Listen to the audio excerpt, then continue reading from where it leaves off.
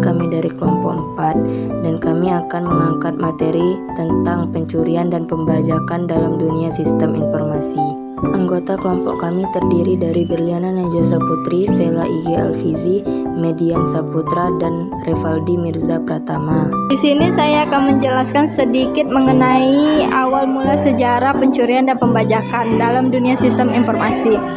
Sejarah pencurian dan pembajakan dalam dunia sistem informasi memiliki akar yang dalam, berkembang seiring dengan kemajuan teknologi informasi dan komunikasi. Era awal komputer pada tahun 1970-an sampai 1980-an, era komputer masih terbatas pada kalangan tertentu seperti lembaga penelitian dan pemerintahan. Salah satu kasus terkenal adalah pembajakan perangkat lunak oleh mahasiswa dan peneliti.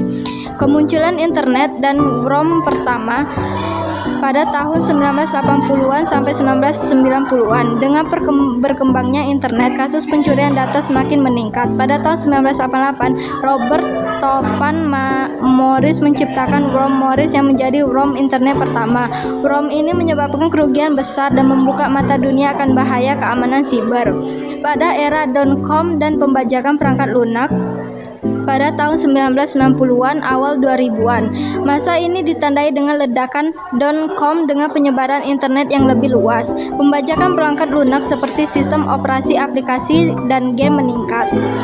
Serangan siber dan malware 2000-an sampai 2010-an.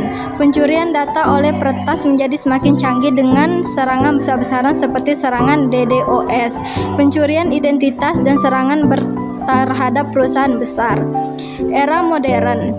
Pada era 2010-an sampai sekarang, pembajakan dan pencurian data terus berkembang dengan munculnya ransomware seperti WannaCry pada 2017 yang mengenkripsi data penggunaan dan meminta tebusan untuk pemulihan data tersebut. Kita akan masuk ke definisi pencurian dan pembajakan. Di sini kita bisa mendefinisikan menjadi 3 poin, yaitu 1. Pencurian data, yaitu mengakses dan mengambil informasi rahasia tanpa izin. 2. Pembajakan perangkat lunak, menggunakan atau mendistribusikan perangkat lunak ilegal tanpa lisensi. 3. Pencurian identitas, menggunakan data pribadi orang lain untuk tujuan penipuan atau kejahatan. Adapun dampak pencurian dan pembajakan: 1. Kerugian finansial, biaya perbaikan, kehilangan data, denda, dan tuntutan hukum yang dapat mencapai jutaan dolar. 2. Reputasi yang terancam, kehilangan kepercayaan pelanggan dan citra buruk perusahaan di mata publik. 3. Konsekuensi hukum, tindakan kriminal yang dapat mengakibatkan hukum penjara dan denda besar. Baiklah, di sini ada metode pencurian dan pembajakan. Metode pencurian dan pembajakan terdiri dari 4 poin, yaitu poin pertama malware. Malware bisa disebut perangkat lunak yang berbahaya yang dapat mencuri data atau mengambil alih sistem. Poin kedua yaitu serangan siber. Serangan siber ini berupaya mengakses sistem atau jaringan secara ilegal untuk merusak atau mencuri data seseorang.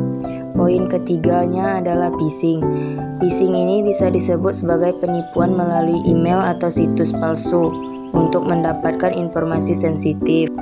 Poin keempatnya atau poin terakhirnya adalah insider threat. Insider threat ini bisa disebut sebagai ancaman dari orang dalam yang memiliki akses ke informasi rahasia perusahaan tertentu. Di sini bisa kita lihat ada contoh kasus pencurian dan pembajakan, yaitu ada kasus Target, kasus Sony Picture, dan kasus WannaCry. Untuk kasus Target, kami mengangkat pada kejadian tahun 2008, yang dimana di Indonesia ada kasus pornografi yang heboh melibatkan Ariel Noah, Luna Maya, dan Cut Tari. Pada kasus Sony Picture, kami mengangkat kasusnya Prita Mulyasari yang digugat dan dilaporkan ke polisi oleh Rumah Sakit Omni Internasional atas tuduhan pencemaran nama baik lewat milis. Pada kasus WannaCry, kami mengangkat kasusnya Nurlis Wandi Piling, yaitu wartawan yang kerap menulis di situs pristalk.com. Upaya pencegahan pencurian dan pembajakan: 1. Keamanan sistem, pembaharuan perangkat lunak dan sistem keamanan secara berkala. 2. Kesadaran penggunaan, Edukasi pengguna tentang praktek keamanan digital yang baik. 3. Cadangan data. Buat cadangan data secara berkala untuk menghindari kehilangan informasi penting. 3. Enkripsi data. Terapkan enkripsi untuk melindungi data sensitif dari akses yang tidak sah. Berikutnya, peran pemerintah dan industri. 1. Regulasi. Pemerintah membuat undang-undang dan peraturan untuk mengurangi tindakan pencurian dan pembajakan. 2. Kolaborasi. Industri dan pemerintah bekerja sama dalam membentuk standar keamanan dan berbagai informasi. 3. Penegakan hukum. Aparat penegakan hukum melakukan tindakan untuk mengidentifikasi, menangkap, dan menghukum pelaku kejahatan.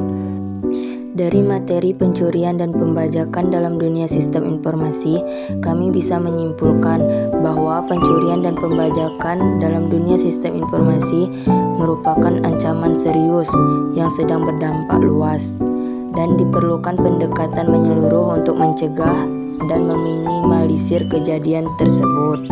Dan kami sangat merekomendasikan untuk semua pengguna untuk meningkatkan kesadaran yang tinggi, memperkuat keamanan sistem, membuat kebijakan yang ketat, serta meningkatkan kerjasama antara pemerintah dan industri untuk mengatasi tantangan ini.